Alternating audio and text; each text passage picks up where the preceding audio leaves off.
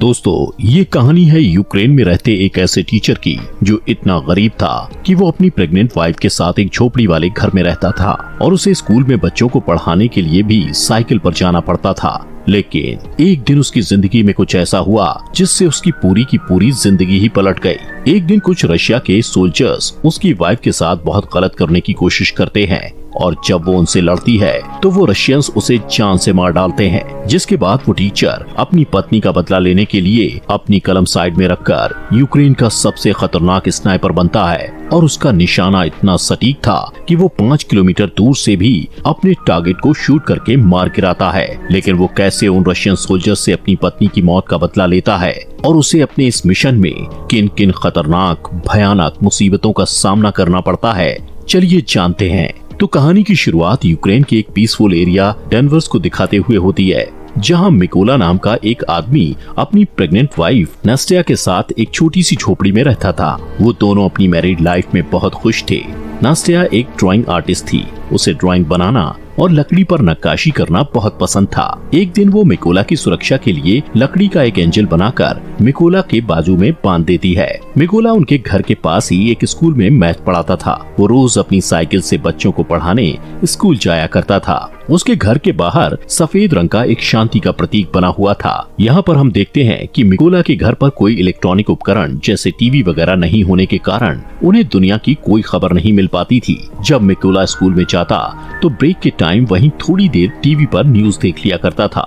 ऐसे ही एक दिन टीवी पर दिखाई जा रही न्यूज से उसे पता चलता है कि यूक्रेन की राजधानी में प्रोटेस्टर्स को मारा जा रहा है और रशिया यूक्रेन पर हमला करके उस पर कब्जा करना चाहता है। अब इस खबर को सुनने के बाद निकोला क्लास में बच्चों को पढ़ाने के लिए जाता है और वो बच्चों को बड़े प्यार और अच्छे तरीके से पढ़ाता है। लेकिन इसी क्लास में इवान नाम का एक बदमाश लड़का भी पढ़ता था जो मिकोला को बिल्कुल भी पसंद नहीं करता था और इसीलिए उसे जब भी मौका मिलता तो वो मिकोला की इंसल्ट करता और मिकोला को स्कूल से हटवाने के बारे में ही सोचता रहता। पर मिकोला उसकी हरकतों से कभी गुस्सा नहीं होता था। एक दिन सुबह जब मिकोला स्कूल पढ़ाने के लिए जा रहा होता है तो रास्ते में वो कुछ सोल्जर्स को खड़ा देखता है जिन पर वो ज्यादा ध्यान नहीं देता और आगे बढ़ जाता है। अब जैसे ही वो स्कूल पहुंचता है तो देखता है कि पूरा का पूरा स्कूल खाली पड़ा है, जिससे वो थोड़ा सोच में पड़ जाता है। तभी वो टीवी पर एक न्यूज देखता है जिसमें दिखाया जा रहा था कि यूक्रेन पर कब्जा करने के लिए रशियन आर्मी यूक्रेन में घुस चुकी है, जिससे उसे समझ में आ जाता है कि उसने रास्ते में जो सोल्जर्स देखे थे वो दरअसल रशियन सोल्जर्स थे। अब पूरा मामला समझते ही वो तुरंत अपने घर की तरफ भागता है क्योंकि नास्टिया घर पर अकेली थी। लेकिन अब बहुत देर हो चुकी थी क्योंकि रशियन सोल्जर्स उसकी पत्नी को पकड़कर पीट रहे थे और जब मिकोला अपनी पत्नी को बचाने की कोशिश करता है तो रशियन सोल्जर्स उसे भी पकड़कर मारने लगते हैं। मिकोला उनसे रिक्वेस्ट करता है कि मेरी पत्नी प्रेग्नेंट है, इसलिए तुम लोग प्लीज उसे मत मारो। ये सुनकर रशियन सोल्जर उनके घर को आग लगाकर वहाँ से जाने लगते हैं। अब अपने घर को जलता हुआ देख नास्टिया गुस्से में आकर रशियन सोल्जर्स पर जैसे ही पत्थर मारने लगती है तो एक रशियन सोल्जर उस पर गोली चलाकर उसे मार डालता है। मिकोला अपनी वाइफ की बॉडी के पास बैठकर फूट फूट कर रोने लगता है। कुछ घंटे बाद 2 यूक्रेनी सोल्जर्स मिकोला के पास आते हैं और उसकी पहचान करने के बाद उसकी पत्नी नास्टिया के लिए दुख प्रकट करते हैं और उसके लिए कब्र खोदकर मिकोला को कहते हैं कि अपनी पत्नी को यहाँ दफना दो। मिकोला अपनी पत्नी को उस कब्र में दफना देता है। अब क्योंकि रशियन सोल्जर्स ने उसके घर को जला दिया था और उसकी पत्नी को भी मार डाला था, इसलिए अब वो बदले की आग में जल रहा था कि कब वो रशियन सोल्जर्स से अपनी पत्नी की मौत का बदला लेगा। इसलिए वो यूक्रेन सोल्जर्स को रिक्वेस्ट करता है कि मुझे भी अपने साथ ले चलो और मैं भी यूक्रेन आर्मी में शामिल होना चाहता हूँ। ये सुनकर यूक्रेनी सोल्जर्स उसे अपने साथ मिलिट्री बेस में ले जाने लगते हैं, लेकिन जाने से पहले मिकोला लकड़ी के उस एंजल को अपने पास रख लेता है जो उसकी वाइफ ने उसकी सुरक्षा के लिए बनाया था। जब वो मिलिट्री बेस में पहुँचते हैं तो वहाँ उनका कमांडर मिकोला को आर्मी में शामिल नहीं करता और कहता है कि ये बंदा जासूस भी हो सकता है। लेकिन मिकोला कमांडर को कहता है कि रशियन सोल्जर्स ने मेरे घर को जला दिया और वो लोग मेरी पत्नी को मेरी आंखों के सामने मारकर वहां से चले गए, इसलिए मेरे पास अब जीने की कोई वजह नहीं बची और मैं रशियन सोल्जर्स को मारकर ही दम लूंगा और अपने देश को बचाऊंगा ताकि रशियन सोल्जर्स किसी और के घर को ना उजाड़ें। ये सुनकर कमांडर मिकोला को यूक्रेन आर्मी में भर्ती कर लेता है और उसकी ट्रेनिंग शुरू हो जाती है। मिकोला को बंदूकों के बारे में कुछ भी नहीं पता था और जब बाकी के सोल्जर्स बंदूकों को असेंबल कर रहे होते हैं तो मिकोला उनके सामने सबसे स्लो बंदूक असेंबल करता है, जिससे सभी सैनिकों को लगता है कि वो कभी भी एक अच्छा सोल्जर नहीं बन पाएगा। लेकिन मिकोला अपना पूरा फोकस ट्रेनिंग पर लगाता है ताकि वो जल्द से जल्द एक अच्छा सोल्जर बन पाए। और ऐसे ही एक दिन जब वो ट्रेनिंग कर रहा होता है तो वो अपने सीनियर्स को कहता है कि मुझे मिकोला कहकर मत बुलाओ।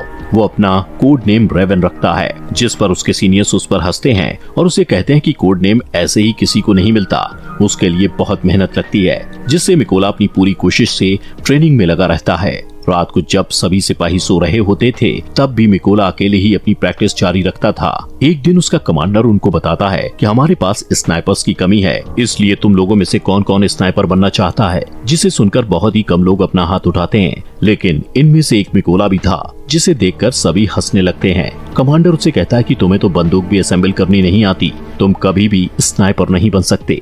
लेकिन मिकोला कहता है कि मैं एक अच्छा स्नाइपर बन सकता हूँ और मैं ये साबित कर सकता हूँ। वो कमांडर को कहता है कि आप मेरा कोई भी टेस्ट ले सकते हो। तब कमांडर उसे टेस्ट देते हुए कहता है कि तुम्हें सिर्फ 20 सेकंड में इस AK-47 बंदूक को असेंबल करना होगा। तब मिकोला आंखों पर पट्टी बांधकर बंदूक को असेंबल करना शुरू करता है और सिर्फ 18 सेकंड में ही AK-47 को असेंबल कर देता है। ये देखकर सभी हैरान रह जाते हैं और जो लोग पहले मिकोला पर हंस रहे थे अब वो उसके लिए तालियां बजाने लगते हैं। इसके बाद मिकोला की स्नाइपर ट्रेनिंग शुरू हो जाती है और मिकोला स्नाइपर की ट्रेनिंग को पूरी जी जान से सीखने लग जाता है। ऐसे ही कुछ दिनों बाद वो दिन आ जाता है जिस दिन इन सभी स्नाइपर्स को बंदूकें दी जानी थी। यहाँ पर बाकी सभी स्नाइपर्स को बंदूक का नया और बेहतरीन मॉडल दिया जाता है, लेकिन वहीं मिकोला को एक पुराने मॉडल की बंदूक जो कि सही से काम भी नहीं करती थी वो दी जाती है। अपने साथ ऐसा भेदभाव देखते हुए मिकोला अपने सीनियर से कहता है कि सर मुझे भी नए मॉडल की बंदूक दीजिए, जिस पर उसका सीनियर उसे गुस्से से कहता है कि पहले तुम्हें प्रूव करना होगा कि तुम एक अच्छे स्नाइपर हो, उसके बाद तुम्हें नए मॉडल की बंदूक मिल जाएगी, जिसके लिए मिकोला तैयार हो जाता है। अब इन सभी स्नाइपर्स की लास्ट ट्रेनिंग शुरू होती है, जिसमें उन्हें सबसे पहले सीनियर सभी स्नाइपर्स को बताता है कि जब तुम लोग अपने दुश्मन पर छुपकर निशाना साध रहे होगे तब तुम लोगों को चाहे जो भी परिस्थिति आ जाए बिल्कुल भी हिलना नहीं है और सिर्फ अपने टारगेट पर फोकस करके उसे शूट करना है। इसके बाद सीनियर एक एक करके सभी स्नाइपर्स के पास शूट करने लगता है और जो भी सोल्जर गोली लगने के डर से जरा सा भी हिलता है तो उसे ट्रेनिंग से बाहर कर दिया जाता है। ऐसे ही जब मिकोला के पास सीनियर गोली चलाता है तो वो अपनी जगह पर ही निडरता से लेटा रहता है। यहाँ पर मिकोला अपने टारगेट पर उसी पुरानी बंदूक से निशाना लगाने की कोशिश करता है, लेकिन तभी इनका सीनियर उसे कहता है कि तुम्हें सिर्फ एक ही बार अपना टारगेट देखने को मिलेगा। और जैसे ही मिकोला अपना टारगेट देखता है तभी उसकी आंखों को ढक दिया जाता है, जिससे मिकोला का निशाना थोड़ा चूक जाता है। लेकिन सभी को पता था कि अगर मिकोला को नई बंदूक दी जाती और उसकी आंखों के आगे कुछ न रखा जाता तो वो अपना निशाना बिल्कुल सही लगाता, लेकिन कोई भी इस बारे में बात नहीं करता और मिकोला भी इस पर ज्यादा ध्यान नहीं देता। रात को इन स्नाइपर्स का नाइट शूट टेस्ट होता है, जिसमें ट्रेनर के फ्लेयर गन शॉट करते ही सभी स्नाइपर्स को उस फ्लेयर की रोशनी में अपने अपने टारगेट्स पर गोली चलानी थी। लेकिन मिकोला गोली नहीं चलाता क्योंकि वो मैथ में बहुत अच्छा था, इसलिए वो उस फ्लेयर गन की रोशनी में सिर्फ अपने टारगेट की दूरी का अंदाजा अपने माइंड में फटाफट से लगा लेता है और फिर जब पूरी तरह अंधेरा हो जाता है तो वो अपने टारगेट को शूट करता है और उसका निशाना बिल्कुल ठीक सेंटर पर लगता है, जो उसके सिवा और कोई नहीं कर पाया था। अगले दिन इन सभी का रिजल्ट आता है और सीनियर मिकोला को सैल्यूट करते हुए कहता है तुम पास हो चुके हो। इसके बाद कर्नल मिकोला को कहते हैं कि तुम जल्दी से अपने सभी जरूरी सामानों को पैक कर लो क्योंकि तुम्हें एक जरूरी मिशन पर बाकी के स्नाइपर्स के साथ जाना है। अब इनका फर्स्ट मिशन ये था कि पास ही के एक चेक पॉइंट पर रशियन आर्मी ने कब्जा कर रखा था, जिसको इन लोगों ने उनसे छुड़वाना था। इसलिए मिकोला अपने साथी स्नाइपर्स के साथ उस एरिया में घुस जाता है और सभी अपनी गन पोजीशन ले लेते हैं। यहाँ पर इन सबको एक एक टारगेट दिया जाता है। जैसे ही ये लोग रशियन आर्मी पर शूट करने वाले होते हैं तो ये देखते हैं कि एक गाड़ी चेक पॉइंट की तरफ जा रही होती है, जिससे कर्नल सबको शूट न करने के लिए बोलते हैं। वहीं रशियन आर्मी उस गाड़ी को रोक लेते हैं जिसमें एक कपल कहीं पर जा रहा था। रशियन आर्मी उन्हें गाड़ी से बाहर निकालकर उनका पासपोर्ट लेकर अपने पास रख लेते हैं और उन्हें काफी बुरी तरह से टॉर्चर करने लगते हैं, जिसे देखकर जैसे ही कर्नल स्नाइपर को शूट करने के लिए कहता है तो एक ही झटके में सभी स्नाइपर्स अपने अपने टारगेट को शूट करके निपटा देते हैं। अब इन स्नाइपर्स का पहला मिशन सक्सेसफुल हो गया था, इसलिए ये सभी खुशी खुशी वापस बेस में आते हैं। तब मिकोला वहाँ देखता है कि उसके बाकी के साथी बेस में नहीं है और जब वो इसके बारे में पूछता है तो उसे पता चलता है कि वो एक दूसरे मिशन पर गए हुए हैं। यहाँ पर मिकोला को ये भी पता लगता है कि उस मिशन पर उसके कई साथी मारे गए हैं और उन सबको एक ही स्नाइपर जिसका नाम सेरी है उसने मारा है, जो रशियन आर्मी का सबसे बेहतरीन स्नाइपर है।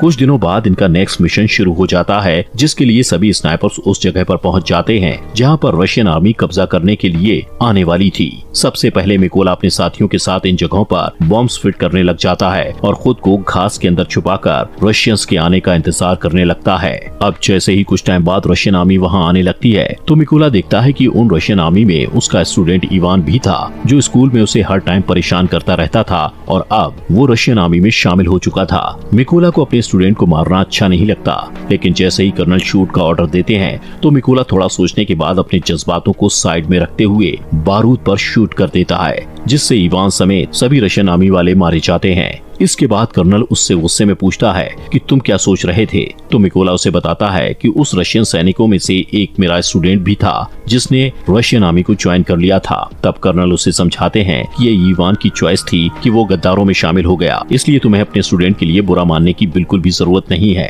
इसके बाद ये लोग वापस बेस में आ जाते हैं। यहाँ पर अब कर्नल अपना ज्यादातर टाइम मिकोला के साथ ही बिताता है, क्योंकि अब वो पूरी तरह से मिकोला पर विश्वास करने लगा था। कर्नल मिकोला को बताता है कि मेरी 2 बेटियां हैं और उनको नहीं पता कि मैं आर्मी में कर्नल की जॉब करता हूँ। उनको मैं ये कहकर आया हूँ कि मैं एक काफी बड़ा बिजनेस करता हूँ और मेरी वाइफ भी मेरी बेटियों को नहीं बताती कि मैं कर्नल की पोस्ट पर हूँ। ये सुनकर मिकोला भी कर्नल को अपनी पत्नी की आखिरी निशानी दिखाता हुआ काफी ज्यादा इमोशनल हो जाता है। दोस्तों, आगे बढ़ने से पहले आप सभी का दिल से शुक्रिया आपके अपने फॉक्स एक्सप्लेनर हिंदी चैनल को सब्सक्राइब करने के लिए। अब इसके बाद अगले दिन ये लोग फिर से अपने अगले मिशन पर निकल पड़ते हैं और ये लड़ाई काफी बड़ी थी, इसलिए सभी स्नाइपर्स छुपने के लिए खाई खोदते हैं और अपनी अपनी पोजीशन ले लेते हैं।